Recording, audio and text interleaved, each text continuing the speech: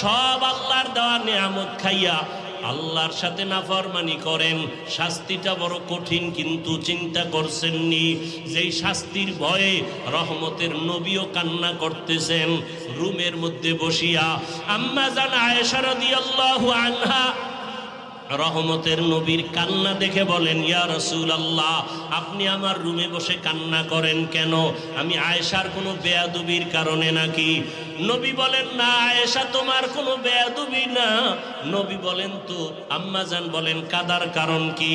রহমতের নবী বলেন, ও আয়েশা, আমার উম্মতের নিয়ে চিন্তা করি, হাসরের ময়দানে আমার উম্মতের উপায় কি হবে? কিয়ামতের ময়দান বড় ভয়ঙ্কর হবে। আম্মাজান বলেন, নবী কেমন ভয়ঙ্কর? ও জলমের মুসলমান বাবারা, পর্দার রানের মা বোনেরা, রহমতের নবী বলেন, ও আয়েশা, হাসরের ময়দানে মানুষগুলো সব উলঙ্গ দাঁড়াবে, নারীরাও উলঙ্গ, পুরুষেরাও উলঙ্গ দাঁড়াবে। সূর্যটা মাথার উপরে চলে আসবে, সূর্যের গরমে গুনাহগারের মাথার মগজগুলো ভাতের মারের মতো ফুটবে। ওদিকে জাহান্নামের আওয়াজ, জমিনটা থরথর করে কেঁপে উঠবে। আমার আল্লাহ রাগ হয়ে বলবেন, লিমানিল মুলকুল ইয়াউম লিল্লাহিল ওয়াহিদিল কাহ্হার। আল্লাহ রাগ হয়ে যাবেন, মানুষগুলো পাগলের মতো হবে।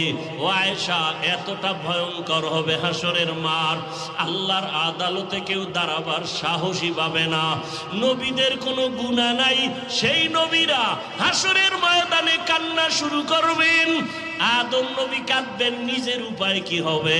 ঈসা নবী কাঁদবেন, কি উপায় হবে? মুসা নবী কান্না করবেন, কি উপায় হবে? ইব্রাহিম নবীও কাঁদবেন, কি উপায় হবে? উম্মতের চিন্তা কেউ করবেন না।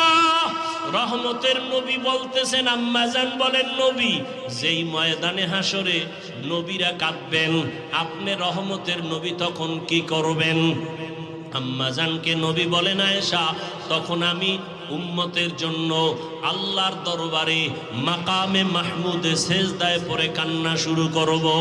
মুসা নবী নিজের নিয়ে কাঁদবেন, ঈসা নবী নিজের কথা বলবেন আর কাঁদবেন, আদম নবী নিজের চিন্তা করবেন আর আমি এমন রহমতের নবী, আমি আমার মাওলার দরবারে সিজদায় পড়ে কাঁদব, একবারও আমার চিন্তা করব না।